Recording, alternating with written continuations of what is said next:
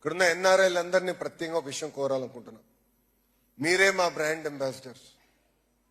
పెద్దలు ఇప్పుడే చెప్పారు, ఎంఎస్ఎంఈ కంపెనీలు కూడా పెద్ద ఎత్తున ప్రోత్సహించాలని. దాంట్లో ఎలాంటి సందేహం లేదు. ప్రపంచవ్యాప్తంగా 80% ఉద్యోగాలు ఎంఎస్ఎంఈల ద్వారానే వస్తాయి. ప్రత్యేకంగా అందుకే ఎకనామిక్ డెవలప్మెంట్ బోర్డు మేము ఏర్పాటు చేశాం. చిన్న కంపెనీ అయినా పెద్ద కంపెనీ అయినా ఎకనామిక్ డెవలప్మెంట్ బోర్డు మీకు అందుబాటులో ఉంటుంది.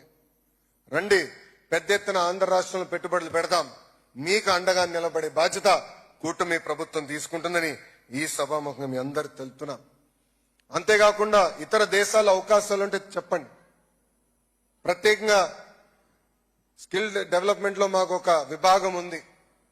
మన పిల్లలకి చదువుతో పాటు లైఫ్ స్కిల్స్ కూడా ఇచ్చి ఇతర దేశాల అవకాశాలు ఎక్కడెక్కడ ఉన్నాయో చూసి లాంగ్వేజ్ అవసరమైతే కూడా ఇంటర్వెన్షన్ చేసి వాళ్ళని ప్లేస్మెంట్ కూడా చేయాలని బాధ్యత గౌరవ ముఖ్యమంత్రి గారు నాకు ఇచ్చారు. అందుకే ఇక్కడ ఉన్న మిమ్మల్ని అందరినీ కోరేది ఒకటే, అందరం బ్రాండ్ అంబాసిడర్స్ గా మారాలి. మన కంపెనీలో మనందరం మాట్లాడాలి. ఇది నేను ఎందుకు చెప్తున్నానంటే, టాటా సన్స్ చైర్మన్ చంద్ర గారిని కలిసినప్పుడు ఆయన ఒక మాటను అడిగా. ఈరోజు టీసీఎస్ విశాఖపట్నంలో పెట్టాలని ఎందుకు మీరు నిర్ణయం తీసుకుని అడిగినప్పుడు, మా కంపెనీలో సుమారుగా 35% మంది తెలుగోలు పనిచేస్తున్నారు. వాళ్ళు పదే పదే ఆంధ్ర రాష్ట్రంలో బ్రాంచ్ ఓపెన్ చేయండి అని చెప్తున్నారు. వాళ్ళు ఒత్తిడి తట్టుకోలేక ఈ రోజు నేను ఆంధ్రప్రదేశ్కి వస్తున్నా, విశాఖపట్నానికి వస్తున్నా అని చెప్తాం జరిగింది. Same thing with Cognizant, same thing with various other companies. అందుకే మీరందరూ బ్రాండ్ అంబాసిడర్స్ అవ్వండి, మాట్లాడండి.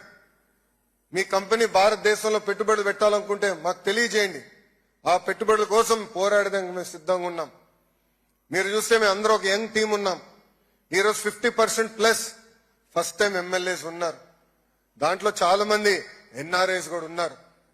17 మంది 25లో 17 మంది మంత్రులు ఫస్ట్ టైం మంత్రులు కూడా ఉన్నారు. చేయాలని తప్పంతో మేము అందరం ఉన్నాం. మీరు కానీ మాకు చేయూత ఇస్తే ఆంధ్ర రాష్ట్రాన్ని నంబర్ 1 చేసే బాధ్యత మేము తీసుకుంటామని ఈ సభాముఖం మీ అందరు తెలుపుకుంటూ